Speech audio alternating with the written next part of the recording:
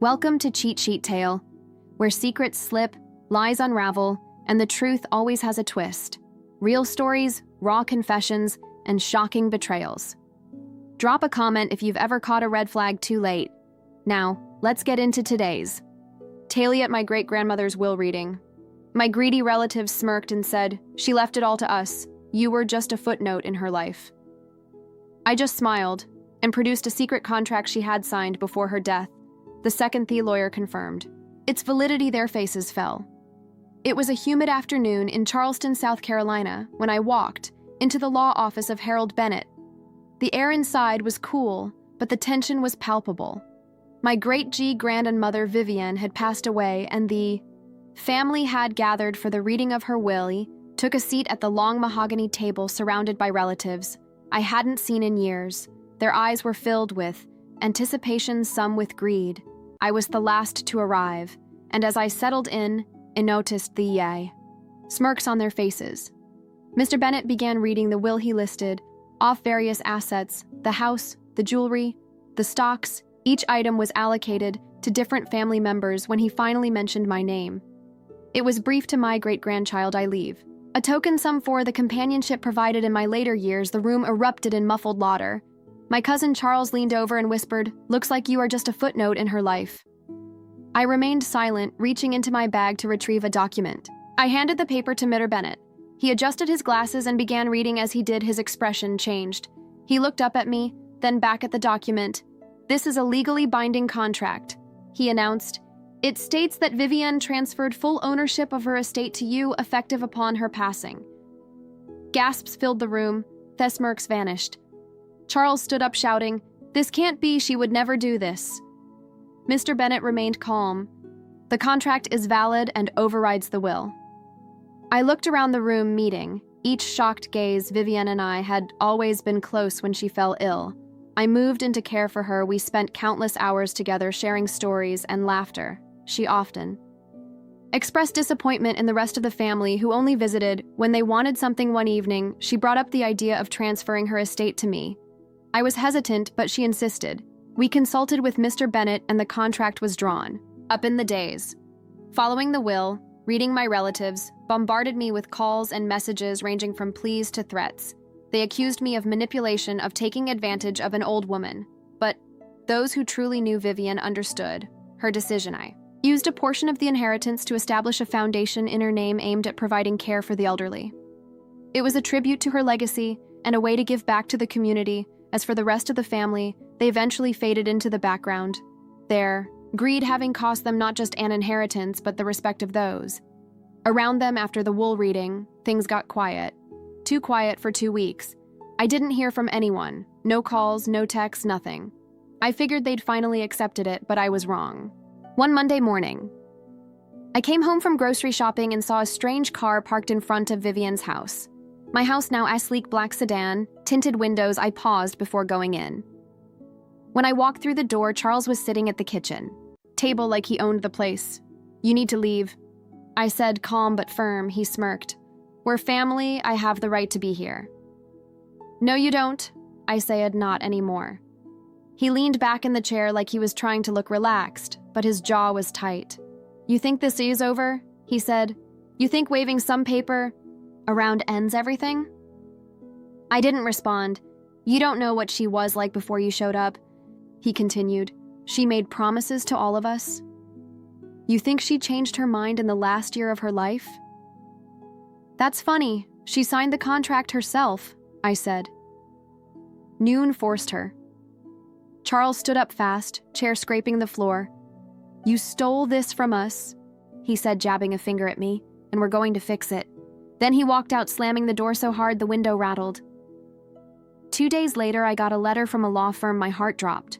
When I saw the envelope, it was a notice. Charles and 2 other cousins were challenging the contract. They claimed Vivian had dementia when she signed it, that she wasn't of sound mind, that it manipulated her. I immediately called Mr. Bennett. This is typical. He said they have no case. The contract was signed in front of witnesses, including me. Vivian passed her mental evaluation just a week before the signing, but the case still moved forward. They filed in probate court. Suddenly, I was being dragged into hearings, depositions, meetings with lawyers every time I thought about Vivian. I pictured her shaking her head at the mess her family had become. One night, I couldn't sleep. I went up to the attic trying to clear my mind. I was digging through some of Eleanor's old boxes when I found a small leather notebook tied with a ribbon. It was her journal. I sat down right there on the floor and started reading. She wrote about me, about the family, about how she felt used by them page after page. She detailed things they'd said and done, how they only came around when they needed something, how they pressured her for money, how she'd catch them snooping through her jewelry drawer when they thought she wasn't looking. And then near the back she wrote, "I've made my decision. It's final. I've seen who really cares and who only pretends this. House, everything I have will go to the one person who's been here for me who didn't expect anything. I want no part of the other's greed." It was dated just 2 days before we signed the contract. I felt a wave of relief, but also anger they were dragging her name through the mud.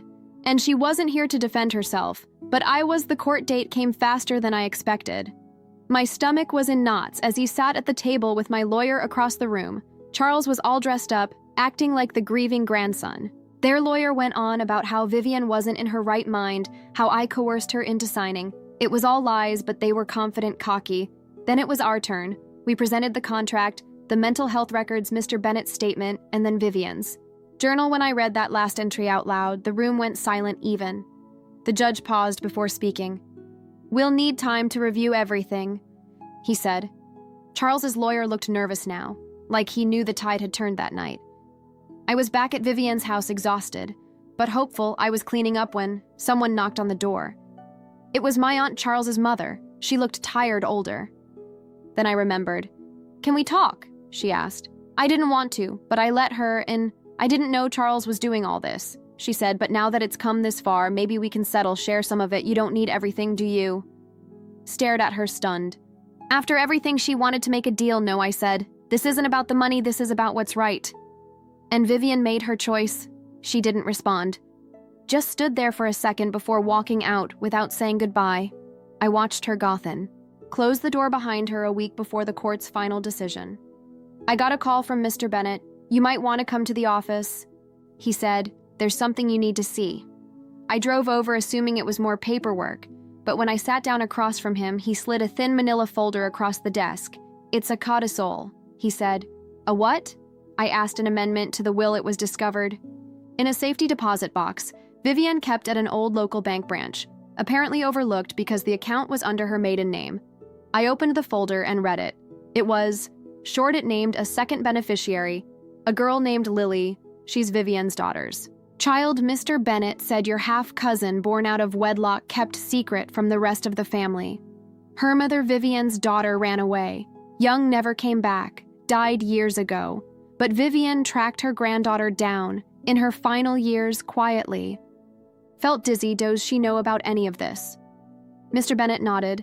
Vivian had been sending her money through a trust in this codicil. It gives her a share of the estate, a small one. But still, I didn't know how to feel. Betrayed, confused. I thought I knew. Everything but Vivian. Everything but Vivian. Had secrets still. I remembered her face. Her voice. That woman wouldn't have done this to hurt me. There had to be more to it. Mr. Bennett arranged a meeting. I was nervous, no idea what to expect when she walked into the room. She didn't look like anyone in our family. She had dyed purple hair, combat boots, and a quiet kind of confidence. She looked at me and smiled. "You must be the famous caretaker." She said she talked about you a lot. "You knew her. We wrote letters for years." Lily said she even visited me once in Asheville, said she wasn't ready to tell the rest of the family yet. Too much history, too. Many old wounds. I nodded slowly. I believed her. "I didn't come for the money," she said. I didn't even know she'd included me in anything. I just wanted to make sure she was remembered right, and just like that, I realized she wasn't. My enemy word of Lily's existence spread fast. Charles and the others latched onto it like wolves. She must have pressured Vivian, too. Charles claimed that whole family is manipulative. Now, they were saying both of us conspired to isolate Vivian, despite never having met.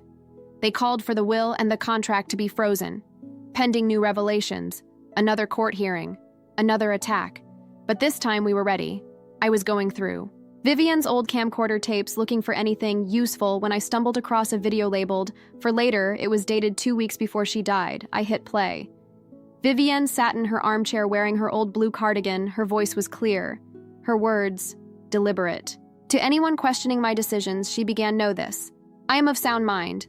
I have chosen who to give my home and my heart to. Not because of guilt, not because of pressure, because they were there when it mattered. And fourth, those who weren't, you made your choices long ago." She looked straight into the camera to Charles and the others. "Stop pretending you didn't love me. You loved the idea of inheriting something that ends." Now, I watched it 3 times. Each time I felt something deeper. A mix of grief, pride, and a strange peace. This was the final nail, or so I thought. 2 nights before the final court date, I woke up at 2:30 a.m. to a loud noise. Downstairs, I grabbed my phone and crept down with a baseball bat. The front door was open. Papers were everywhere. The living room had been ransacked. Drawers pulled out, furniture tipped. They weren't after cash, they were looking for something. The police arrived 15 minutes. Later, nothing was stolen, just disturbed, but it was clearly someone who knew the house. I have a feeling it was family. The officer said no signs of forced entry used a key. The only people who had keys were me, Mr. Bennett, and Vivian's niece Helen, who had claimed to lose hers years ago. We filed a report, changed the locks, but now it wasn't just a legal fight. It felt personal, like they were playing dirty. The break-in changed everything. I wasn't sleeping, I wasn't eating, right? I had this constant feeling in my chest, like something was crawling under my skin. They were getting desperate, and I knew things were going to get worse before they got better. I installed security cameras, changed all the locks, alerted the neighbors. And then I did something I wasn't proud of. I started digging not just through Vivian's papers, but through my relatives' lives. I hired a private investigator. I told myself it was for protection, but truthfully, I wanted leverage. 2 weeks later, the investigator handed me a flash drive. "Play it alone," he said. "You're going to want time to think." The footage showed Charles in a hotel room arguing with someone. His voice was raised, angry. Then he pulled out a stack of cash, passed it to the other man. It was the same week Vivian died, the man, a nurse from her hospice. I felt sick. The nurse had since disappeared, quit the facility, and moved out of state. But the video was clear. Charles had paid someone off. Was it to withhold care to keep Vivian isolated? I didn't know. But I had something now. The courtroom was packed. This was it. The judge was going to make a final decision, honor the contract, or declare it void. Based on the family's challenge I wore. Black Lily sat beside me. Charles sat across, smug as ever, dressed like he was running for office. Helen was next to him, stiff and pale. The judge asked for any final evidence. He stood up. "I have a video," I said, "and a statement from a former hospice worker who was paid by a member of this family to stay silent about Vivian's final days." Gasps, whispers. The judge called for order. Charles's lawyer turned white. "Your Honor, this is a smear tactic. It's relevant." The judge said, "We'll view it." Now they played the video. The courtroom was silent except for Charles's voice, echoing off the walls when it ended. He spoke again. She knew they didn't care, I see. But she still let herself hope. They'd change, and they didn't. She deserved better. She got better only in her final years. She made her choice. She made it clearly, and they couldn't accept. The judge took a long pause. Then the contract stands. The estate belongs to the primary caretaker and legal beneficiary. Her great-grandchild. Case dismissed. I didn't cry. I didn't smile. I just closed my eyes and breathed. Charles stood up and yelled, "This isn't over." The judge stared him down. It is after the verdict.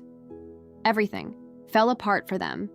Charles's wife left him, the family distanced themselves, ashamed by the court case and the video he lost. His job word got around. Helen's name was dragged into the break-in. She avoided charges, but not shame. She moved away. As for me, I didn't walk away clean either. The truth is, hiring that PI, using that video, it was revenge, plain and simple. And while it felt good for a moment, I carried the weight of it. After Vivian wouldn't have wanted me to become like them. So I did something unexpected. I called Lily together. We used part of the estate to fund an elder care program, one that made sure no one spent their last years alone or used. I kept the house, every corner. Reminds me of Vivian. I still sit on her porch most evenings sometimes. I think I hear her voice in the wind, laughing. And sometimes I wonder what she'd say about how it all ended, but I already know she'd say, Sometimes the only way to deal with snakes is to cut the grass low enough to see them coming. And that's exactly what I did.